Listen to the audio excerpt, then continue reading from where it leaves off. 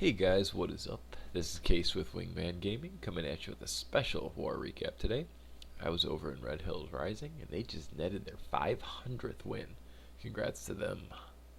They were gracious enough to invite me over for this war. Unfortunately, due to technical issues on my end, this recap has been a few months in the making. So they're probably well beyond 500 by now. I would classify RHR as a casual competitive war clan. To my knowledge, they aren't in any leagues, but they war constantly and they win a lot. Kristen and gang let me war with them with my alt accounts when I was upgrading, when I just wanted to catch a spin. It's good to be back playing with them. They are good people and talented clashers. So this one they're taking on Sofan, followed by several Chinese characters that I don't know. They got the W 113 to 110, putting up 94.8%. We're going to jump into the attacks shortly. I just want to thank them again for having me. First attack, we're looking at another guest. It's Dusky, the man himself. So everybody that's watching Dusky Gaming streams, here you get a chance to see him attack. So he's coming in on this Town Hall 10 base.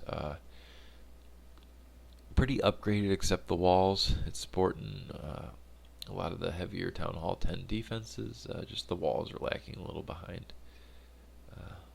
Dusky's coming in with a Witch Slap variant. He's got healers, bowlers, witches, and giants on each flank, and he's sending the wrecker, heroes, and bowlers up the middle. Both flanks are looking alive and healthy. They're going to tank wizard towers as they move along the edge of the base, wall wreckers into the core. Out comes the CC, poisons down. Dusky's rocking Valkyries in the CC. They're going to beat through that last wall before they can get to the town hall. Then give the heroes and the few bowlers left access to that middle of the base. So Dusky is what I would call a witch specialist. I will note, however, this is before the mortars were buffed, so I know witches have taken a hit with that, but I still think Dusky would be able to rock them. So that last jump gets King into the final kind of interior compartment of the base. Queen's taking down that whiz tower, and then she's going to take that jump too. At this point in a witch raid where you've kind of cleared out the middle interior compartments and the witches can finish off these exterior point defenses, it's looking pretty good. So he's got a Troll Tesla at 12 and at 3, but witches move pretty quick, so they're not going to be a huge issue. He doesn't have anything to put on them, but the witches will kind of end up there. 3 bowlers are going to tag team that 12 o'clock one.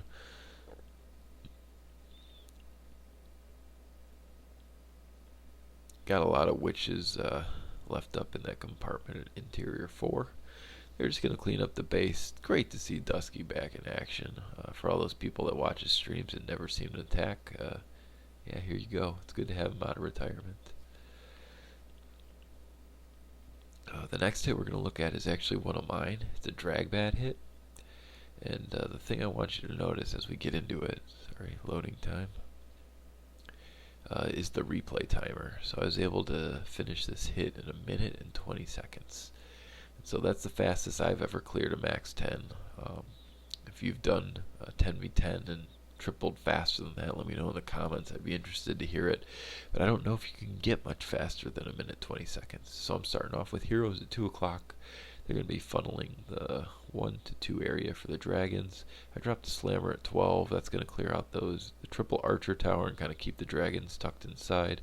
1 dragon's up top tanking for the slammer and also picking up trash out there.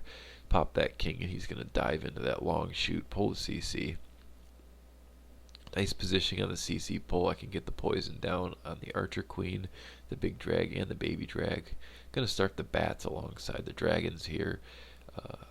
The balloons from the slammer just pop. They're hasted. They're going to take the whiz tower at interior 10. And I'm going to throw a baby dragon on that wizard tower at 7. So now all the splash damage is taken care of. And the bats, the loons, the dragons are just going to overwhelm the rest of the space. Still got Queen alive. She's working the outside. Got a couple minions down to take care of the builder hut. And yeah, speed raid. This raid went real well. Anytime they're rocking single ITs like that without a lot of splash, bats are still super strong, even though they've seen a couple of nerfs already. now we're going to move on to some of the heavy hitters from RHR. Going to be looking at Ruben coming in on 11v11 here, and he's hitting Nani Nani Moo Moo. He's using a Bow Witch army. I'm going to coin this the Bow Witch Death Ball, because Ruben's not going to send anything outside on the flanks. He's going to send everything in together and just kind of swarm the base with this Death Ball. He's funneling with a nice bowler bounce at 630, kind of clearing up that funnel where he wants his kill squad to go in. He's going to throw some giants down for tanking. No splash damage there, so they're only getting hit by point defenses. Ideal for when the giants clump up. He's got the wrecker, heroes, witches, bowlers. He's throwing the kitchen sink at it right now. Good warden ability, protects from that eagle volley, and then he's going to freeze the eagle. So the eagle actually doesn't get any volleys that connect with his army. And he's got a rage and a heal down. He's still got another rage, another heal, and a jump. And it's fun watching these bowlers wreck this base. The witches are spawning the skellies to make sure they don't take too much damage. Just rocks flying everywhere. So really good control to keep the kill squad together this far. He's got a couple witches that have leaked out, and they're going to clean up the flanks, so it's not a big deal. His Barb King is actually straight off with a couple bowlers and clearing off some other compartments. There's that last rage. Just watch those bowlers kind of surge forward, bouncing so many things at once. They're going to take that jump and move into this last compartment.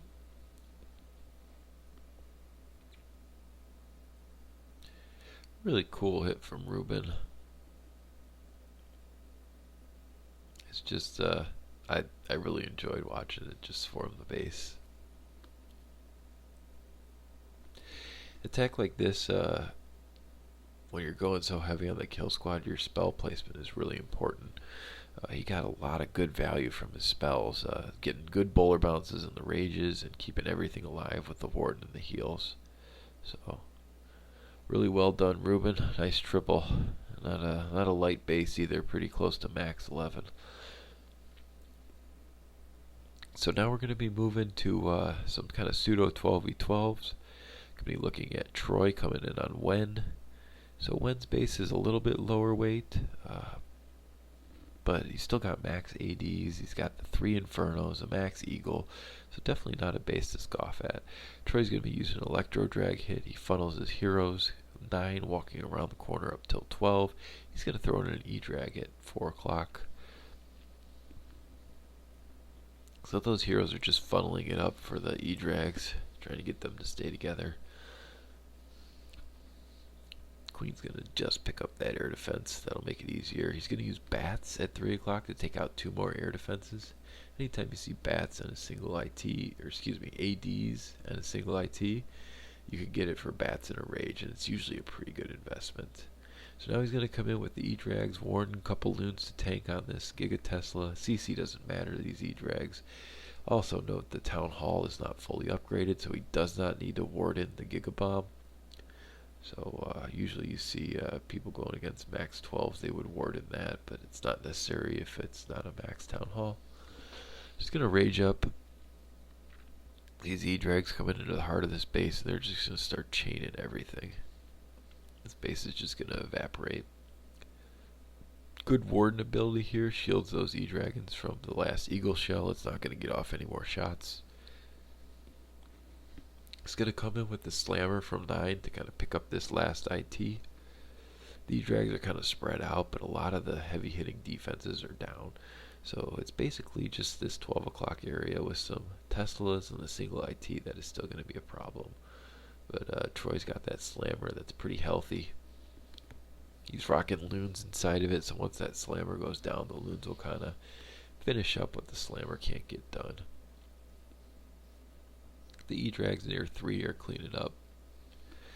So RHR, since they're not really a league clan, they're often running a lot of people who are upgrading, or we'd call them farmers, but I think it's disservice to call some of these attackers farmers because they're coming in with some really, really nice attacks.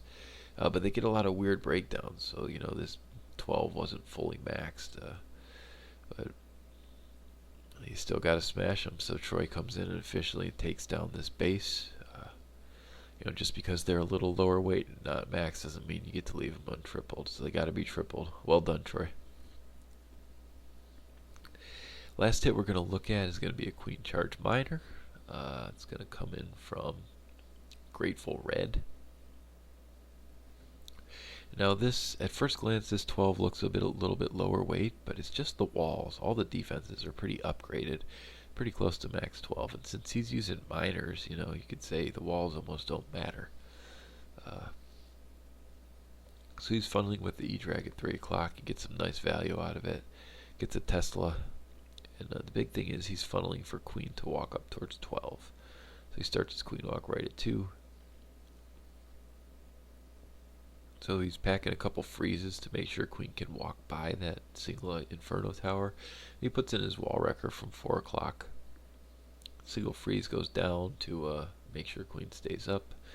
Once the freeze wears off, the single IT targets the Wrecker. Queen is engaging King right now. He's going to need a Rage for that. Wall Wrecker pops the wall, and it's going to take out this IT. Now, I think the plan was for the bowlers to step up into this hole, maybe take out the sweeper, the air defenses, and pull the CC, but unfortunately they're going to double back. And that means the CC is not pulled. Really good value from Queen here. Being able to snipe that Giga Tesla from outside the wall. Good tip for you Town Hall 12 builders is don't give up your Giga Tesla to a walk from the outside. So really good base identification getting that done. So miners are coming in from 4 to 5. And you'll notice he still has not pulled the CC. Fortunately, that air defense that the bowlers were kind of targeting, it's going to pick off all the healers. So Red throws in his BK in front of his Queen to get a little more value. Out comes that CC. Guess what's in there? 4 babies. It's going to be really tough to poison all 4 of them. So Grateful Red finds himself in a heated game of don't hurt the baby. So this Queen ability used, it's unlikely that he's going to be able to kill all these babies. So he does get a couple of them with the poison. So he's putting his heals down in really good places, and he's taking down the meat and potatoes of the base. Queen snipes out that last wizard tower. And really, there's no more splash to take care of the babies. It's just the miners. But except the babies. The babies can do a lot of damage to them. But the miners winning at the whack-a-mole. Good thing to note here is I wouldn't recommend using more than 1 baby. You'll see every time they get near each other, their move speed and their attack speed drops drastically, and that allows the miners to keep outrunning them. So this is not how I would recommend taking down this base, but Grateful Red pushed through and he won. He beat those babies. He tripled the base without killing the babies. So well done, man. Way to stick with it. Love the hit. Really nice triple on a heavier 12 too. So that'll wrap up this war recap. I just want to say thank you again for letting me be a part of it. It's always been fun warring with you guys, and congratulations on getting that 500th win. Sooner or later it's going to be the 600th win. So I'll throw up kind of their stats up there on the screen now. Check out their fun clan description. You'll notice they had their 501st win before I even recorded this. So they're just a lean, mean warring machine, taking down clans left and right. So once again, thank you. I'm Case with Wingman Gaming, flying out.